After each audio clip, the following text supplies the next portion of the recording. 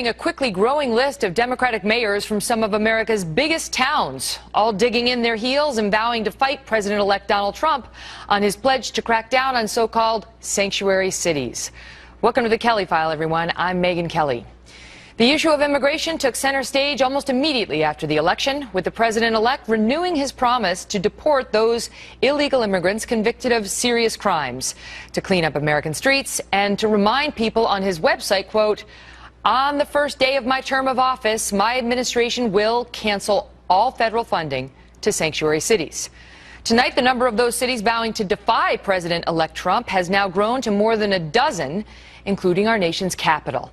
Our next guest counts himself among the resistance and says his opposition to Mr. Trump has to do with much more than just his stance on immigration. With us tonight, Javier Gonzalez, Democratic mayor of Santa Fe, California, along with former Trump campaign spokesperson Katrina Pearson.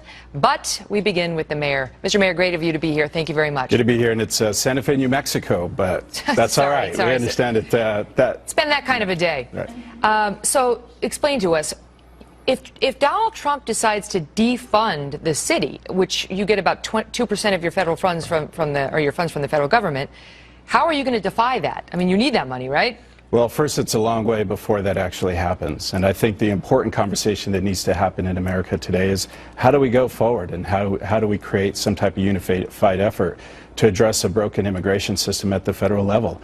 It's wrong to penalize cities that have been welcoming and creating opportunities for all citizens regardless of where they come from. Yeah, but you know the beef. It's also creating opportunities, they say, for illegal immigrants who should not be here and in many cases, in far too many cases, commit violent crimes. Well, first let's talk about that, because even in Santa Fe, we prioritize going after people that are in our community to commit violent crimes, regardless of their status. The number one priority of law enforcement in every local community is to keep their community safe. You go after the people who want to do harm, whether they're documented or not documented, we're going to go after them. But the argument is that it's a magnet for would-be, criminals, because they think they have a better shot in a city like Santa Fe than they do in a city that's going to crack down on the presence of undocumented immigrants. It's an argument in false realities. Study after study have shown that sanctuary cities do not lead to an increase in crime because of the presence of people that are undocumented. This is a broken federal system. People who are living in our communities peacefully, lawfully, want to do so to achieve the American dream. If we fix the federal immigration system, cities won't be having to take on this position to protect our communities. So, well, that's true, but as you know, these guys can't get any immigration reform done. I mean, that is a pipe dream. It just hasn't happened. It's certainly not going to happen now. Look, we have a president. That Donald Trump is saying on his very first day he's going to cancel the federal funding sanctuary cities. But listen, here, what people think about when they think about sanctuary cities, they think about cases like the Bolognas out in San Francisco. That is in California, and what happened to her poor family, where her husband and her sons were murdered by somebody who should have been deported but was left there thanks to a sanctuary city policy. They think about Kate Steinle and how she was murdered by somebody that the ICE detainer request was not cooperated with, and a young woman was killed. And you can understand why Americans say, we're done. We understand. We were empathetic to the plight of illegal immigrants who come here in a well-meaning way at first, but now we're done because too many people have been hurt. The violent crimes are horrific, and no one should justify those actions. But the truth is, look at communities like Santa Fe, where we've had these policies in place since 1999. We withered the recession with some of the lowest unemployment. We're marked as a city as creating jobs because of entrepreneurship. Time after time, we've seen success because we've been a welcoming, diversified city that doesn't focus on trying to do the federal government's job. How do you enforce the sanctuary nature of the city? In other words, do you not ask about immigration status on arrests, or how do you enforce that? Here's what we don't do. We don't ask people what their immigration status is.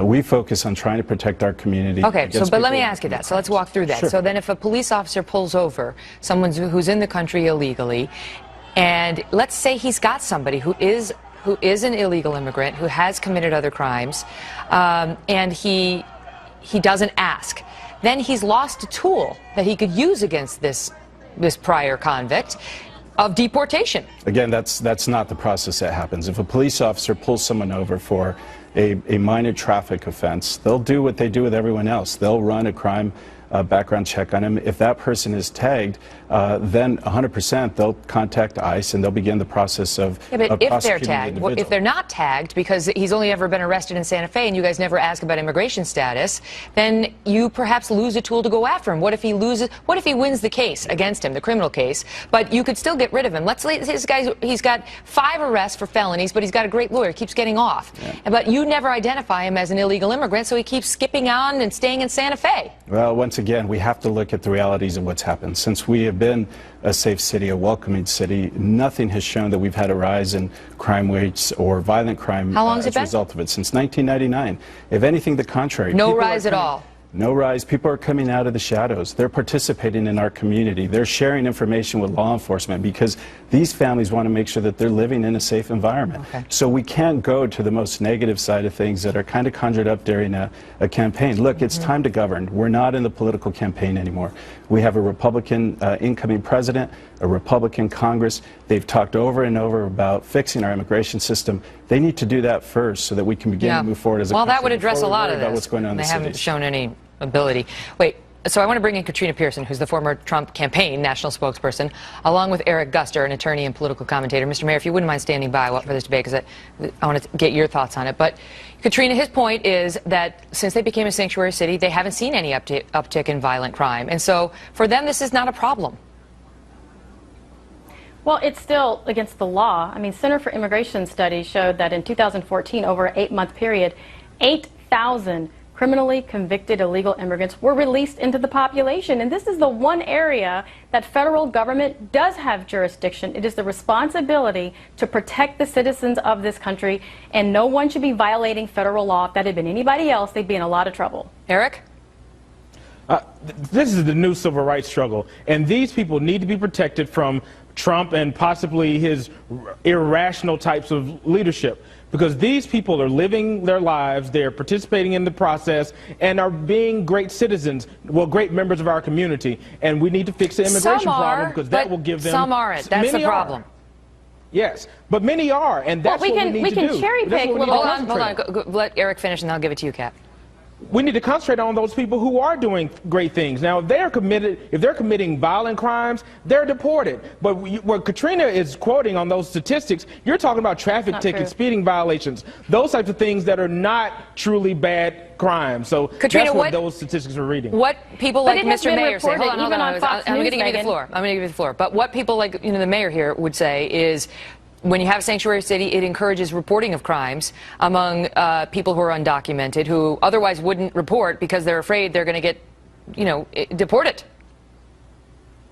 Except that it doesn't. I mean, the whole point here is the entire rule of law is being ignored. We have laws in this country, and just because you haven't done anything yet doesn't mean you get to just take a pass on that. An American citizen, there is no catch and release system for American citizens. And to your point, this is a problem because criminals have been released back into this country, as reported on Fox News. That has been shown that this administration has released thousands of even violent criminals back into our population. So just stand by, this is a problem. What about Jamil Shaw, his child, Kate Steinle, Josh Wilkerson? The list goes on. Okay, stand by. Mr. Mayor, speak to that, the fact that this is illegal, that this is just, it's not. They've broken the law, and so how can you violate the law and just say, we're going to flout it and you can stay here? This is a broken federal immigration system that if the Congress had the courage to fix, this wouldn't even be an issue. So you're just accepting reality is your point? The truth is, I'm accepting a pragmatic approach, is that we want people in our community to live lawfully, to be full productive citizens of our community. And the evidence and all the data shows that there hasn't been a spike in crime rates, that people have come out of the shadows. Well, you speak of Santa Fe. We don't know whether that's true in these other sanctuary cities. Eric, let me bring you back in because, the will among this particular Congress, controlled now by the Republicans, and this particular president-elect, Republican, is not going to be on the side of cities like Santa Fe. And so you tell me whether you think they're really prepared to deprive these cities of their federal funding. They're not prepared to do that. That would be a disaster for people who supported them as well as others. Now, what these cities have to do is make sure that they stand together against this type of abuse, because this is a civil rights violation. When you're talking about people being deported who have not broken the law, who are great members of our community and really contributing to the American dream. Go ahead, Kat. It's a shame that they want to do that. I'll give you the final word, Kat. Well, look, I think they absolutely have the will to do that, considering how liberalism suffered an astonishing defeat last Tuesday. The people are tired of this. They are tired of people coming to this country, draining resources and everything else that comes along with it. And we have to fight for those kids, like Jasmine Gonzalez, a 10-year-old right here in Texas, who was raped, stabbed in the chest, and thrown in a ditch to die by someone who was in this country illegally. We have to protect our own citizens. If we can't do that, then we are here for nothing. All right. Thank you all so much. We appreciate it. Thank you. Thank you. Also tonight, a new free speech showdown on a major college campus. See what happened when campus police showed up in